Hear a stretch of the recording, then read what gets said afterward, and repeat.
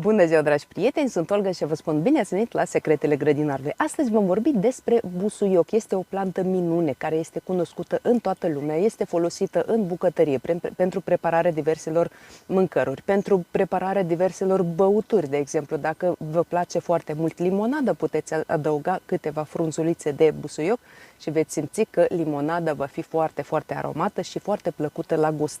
De asemenea, busuiocul este folosit în industria farmaceutică, în industria cosmetică. Busuiocul tratează multe boli, ajută sistemul nostru imunitar, sistemul nervos, sistemul digestiv și multe alte probleme se pot rezolva cu ajutorul busuiocului.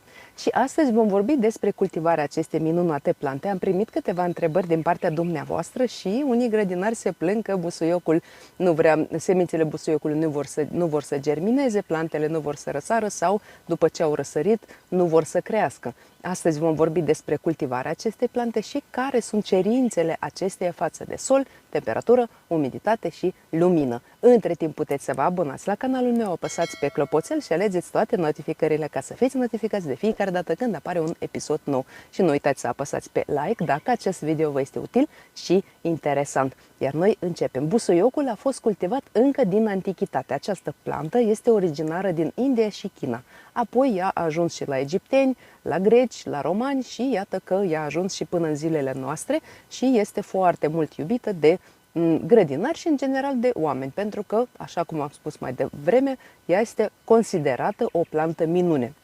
Și să știți că inclusiv în România această plantă este întâlnită în flora spontană. Iată, acum 2 ani am primit fân și când am folosit fânul pentru mulcirea grădinii, iată, mi-a ieșit și mie busuioc din flora spontană. La început nu am știut ce plantă este, apoi am căutat pe internet, am întrebat pe grupuri și am aflat că, iată, am primit și busuioc din flora spontană care avea o aromă de mentă amestecată cu lămâie. A fost busuioc foarte plăcut la gust și la miros. Din păcate, busuiocul meu nu a reușit să formeze semințe pentru că a înflorit cam târziu și apoi a venit frigul. Dar iată că am văzut cu ochii mei că inclusiv la noi în România, da, este busuioc și în flora spontană. Busuiocul este o plantă anuală care are o tulpină erectă cu multe ramuri, da, se ramifică în timp și încă un lucru, dacă doriți ca busuiocul dumneavoastră să formeze o tufă cât mai bogată, atunci când acesta crește și, de exemplu, trec vreo 2-3 săptămâni după ce l-ați transplantat în grădină, puteți să-i ciupiți vârful și atunci el începe să se ramifice mai repede și mai intens. Iată un mic secret. Frunzele busuiocului pot fi de culoare verde sau de culoare mov. Iată, eu am anul acesta 2 feluri de busuioc. Am reușit să transplantez busuiocul meu în astfel de alveole, în astfel de pahare. Iată, am și pe verde, am și pe mov. Și vreau să spun că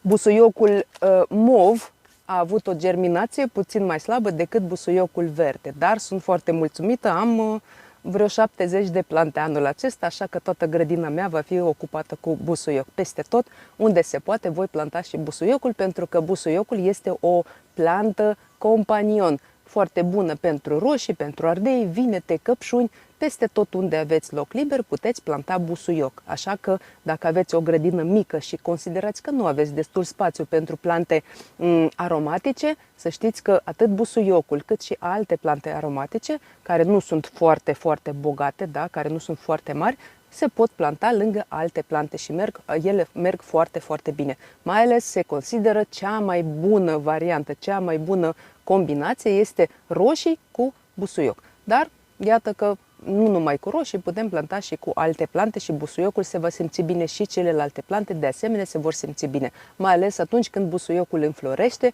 el atrage polenizatori, ceea ce ne ajută și pe noi în grădină pentru că vor veni și albine și bondare și alte insecte polenizatoare care ne sunt de fapt prieteni. De asemenea, dacă vorbim de aspectul busuiocului, busuiocul, frunzele acestuia pot fi drepte, simple, pot fi simple franjurate sau pot fi, de exemplu, iată cum este și busuiocul meu verde, frunzele lui sunt voluminoase. Cred că se vede. Sunt voluminoase. Acum, recent am primit o întrebare din partea unei doamne. Ea m-a întrebat ce are busuiocul ei, că frunzele s-au cam încovoiat și ea nu știe ce se întâmplă, ce boală este. Și atunci am liniștit-o pe doamnă și am spus să nu-și facă griji, pentru că așa este soiul.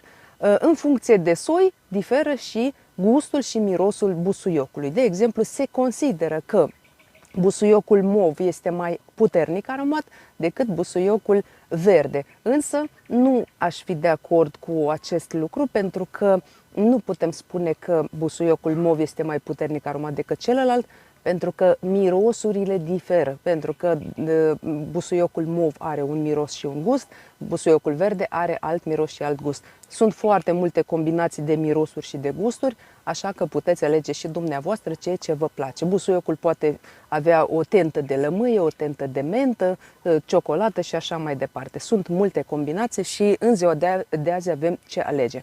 Însă dacă vorbim de creșterea busuiocului, da, sunt soiuri pitice și sunt soiuri mai mari, adică acele plante care cresc mai mari.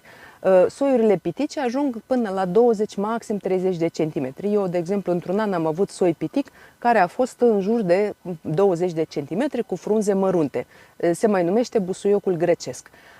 Acela se consideră cel mai aromat, cel mai puternic aromat busuioc, acele soiuri pitice. Și într-adevăr, soiurile pitice sunt mai aromate decât soiurile care cresc mai mari, însă dacă avem soiuri mai mari, de exemplu dacă tufa se dezvoltă destul de mare, atunci și frunzele sunt mai multe și putem culege mai multe frunze de pe astfel de soiuri. Dar, iată, puteți să alegeți dumneavoastră ce vă place mai mult. De asemenea, dacă vorbim de rădăcina acestuia, rădăcina busuiocului este pivotantă și mai are și alte rădăcini laterale, adică ea este dezvoltată ea atât crește în jos cât și pe lateral, ceea ce înseamnă că ea ajută foarte mult solul, pentru că după ce culegem busuiocul nostru, vine frigul, îl tăiem și lăsăm rădăcina acestuia în sol, pentru că atunci când rădăcinile se vor descompune cu timpul, în solul nostru se vor crea acele orificii și solul se va structura. Mai ținem minte, când am vorbit despre siderate, este același principiu. De asemenea, busuiocul, trebuie să știm că, dacă vorbim de temperatură, busuiocul este o plantă iubitoare de căldură și asta înseamnă că trebuie să avem mare grijă la acel moment în care îl transplantăm în grădină sau în care îl semănăm în grădină, pentru că busuiocul se poate semăna direct în câmp deschis sau se poate planta prin răsaduri.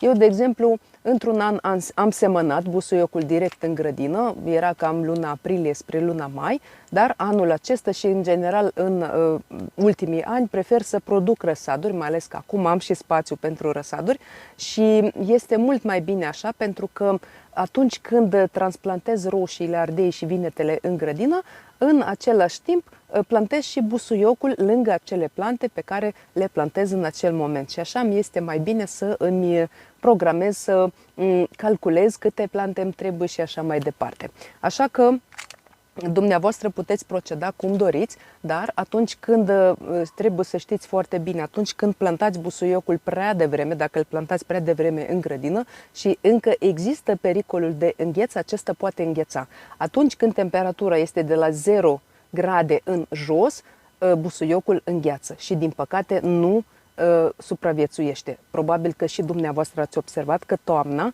prima planta care dispare este busuiocul. Este de ajuns o singură noapte să fie de la 0 grade în jos și atunci busuiocul îngheață. Așa că atunci când îl transplantați în grădină, ca să vă orientați, când plantați roșiile, atunci plantați și busuiocul. Sau când plantați ardei, cel mai bine, pentru că ardeii sunt un pic mai sensibili la frig și se plantează de regulă puțin mai târziu după roșii. Așa că așa trebuie să vă și orientați dumneavoastră. Și dacă semănați semințele direct în grădină, o faceți atunci când solul deja s-a încălzit.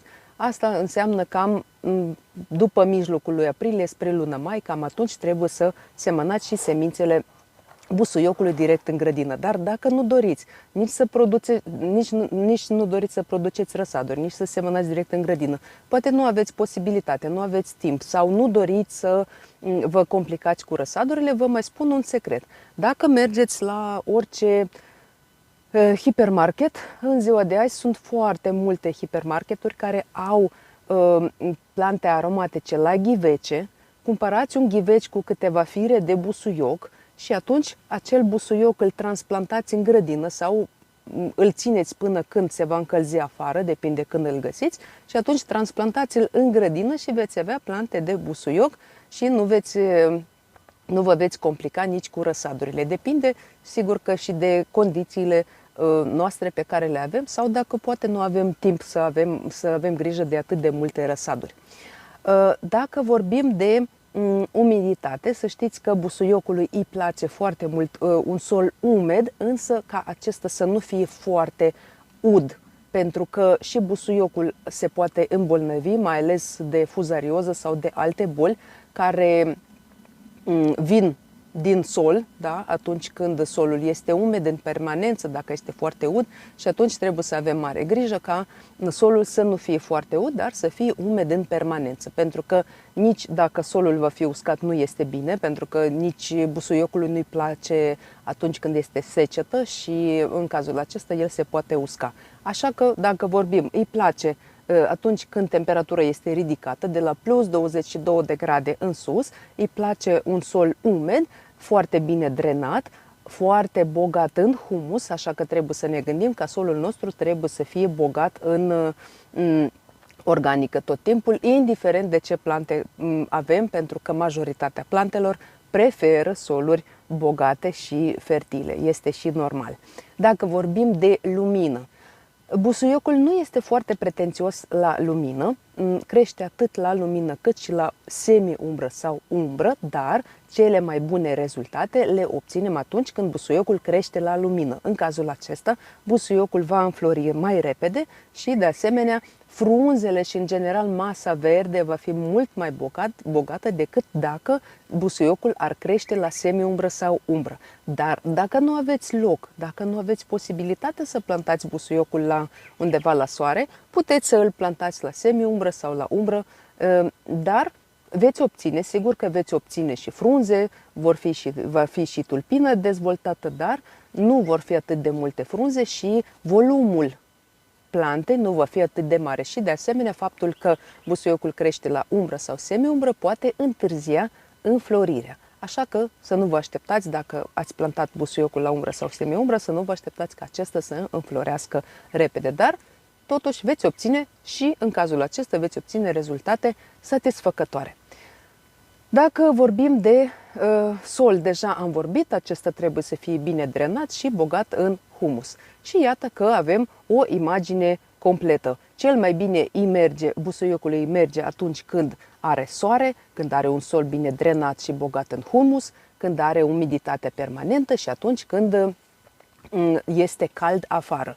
Așa că trebuie să avem mare grijă de busuiocul nostru. Dacă nu aveți posibilitatea să cultivați, sau poate nu aveți grădină sau grădina este foarte mică și nu aveți spațiu, atunci busuiocul se poate cultiva la ghiveci. Ghiveciul se poate ține și pe terasă, și pe balcon, și inclusiv în bucătărie la geam. Important este ca acel geam pe care îl alegeți pentru busuiocul dumneavoastră să fie cât mai însorit. Atunci el se va simți bine și veți obține rezultate destul de bune, inclusiv dacă acesta este într-un ghiveci mic. Normal, optim se consideră că un ghiveci trebuie să aibă cam 3 litri, dar dacă nu aveți această posibilitate, puteți să aveți și un ghiveci mai mic, veți avea și plante mai mici, dar totuși veți avea și plante de busuioc. Când se culege busuiocul? Când putem culege frunzele acestuia? Atunci când el înflorește, atunci putem să îl și recoltăm. Atunci îl punem la uscat și păstrăm peste iarnă sau îl punem la congelator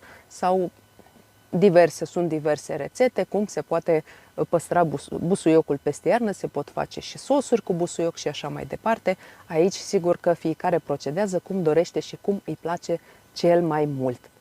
Dragi prieteni, Sper că am reușit să răspund la întrebările dumneavoastră. Busuiocul meu este bine. Eu l-am semănat în jur de 1 aprilie și iată, deja am reușit să-l transplantez. Prima dată l-am semănat în pastile cu turbă și apoi într-o pastilă au fost mai multe plante, pentru că nu am avut spațiu destul, și apoi din aceste pastile l-am transplantat în astfel de ghivece, că sunt mai multe pahare, de fapt, sunt mai multe pahare aici. Sunt foarte comode, apropo, dacă cumpărați de undeva răsaduri de flori sau diverse, păstrați-vă astfel de vase pentru că sunt perfecte pentru astfel de răsaduri, cum avem, de exemplu, de busuioc, de salată verde și așa mai departe. Sunt mici, dar nici nu este nevoie de pahare mari în cazul acesta, dar sunt foarte, foarte practice și iată că le putem lua cu mână. Eu le-am cumpărat anul trecut, am avut ceva răsaduri de flori și iată că m-au ajutat foarte mult cu răsadurile de busuioc. Și iată că important este să folosim semințe de busuioc care să fie cât mai proaspete, pentru că cu cât mai mult se păstrează semințele de busuioc, cu atât mai mică este rata de germinație. Asta trebuie să știm foarte bine, pentru că cel mai bine este dacă, de exemplu, anul acesta am recoltat semințele busuiocului, în anul următor îl și semănăm. Aceste semințe pe care le-am recoltat le și semănăm. Și tot așa, ca să ne facem provizii pentru fiecare an. Cu cât mai mult le veți păstra, cu atât mai mică va fi rata de germinație. Normal, pentru busuioc, rata de germinație nu este niciodată 100%, este în proporție de 90%, 80% și iată cum v-am spus la început că anul acesta am pus și busuioc verde și busuioc mov și la busuiocul mov rata de germinație a fost mai mică decât la busuioc verde, dar mi-ajunge aproape 70 de plante de busuioc, cred că este de ajuns inclusiv pentru mine. Dragi prieteni, eu vă mulțumesc că și astăzi ați fost alături de mine. Dacă mai aveți întrebări, sugestii, ca de obicei, vă aștept în comentarii. Nu uitați să vă abonați la canalul meu dacă nu ați reușit să o faceți până acum. Apăsați pe clopoțel și alegeți toate notificările și nu uitați să apăsați pe like dacă acest video vă este util și interesant. Eu vă doresc sănătate, spor în toate și recolte bogate. Ne vedem data viitoare. La revedere!